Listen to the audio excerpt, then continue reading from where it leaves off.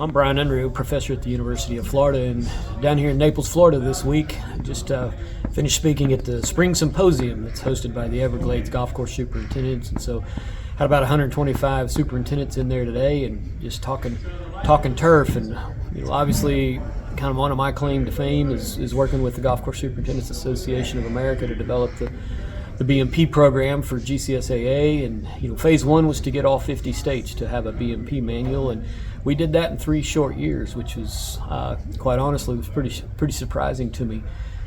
Phase two was for every superintendent, basically log into this tool and click on it, and develop a facility level BMP manual.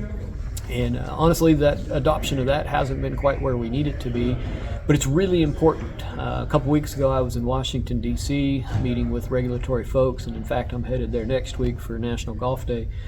And when we think about BMPs, it's kind of that shared language that regulators, when they look at what we do as an industry, what golf courses do from an environmental standpoint, those BMPs, that's kind of the guiding document. And so I think we're kind of at an interesting time within the BMP program, where we've been preaching to the choir for a long time about the need for these BMPs, but I think it's just as more, if not critically more important today than it's ever been.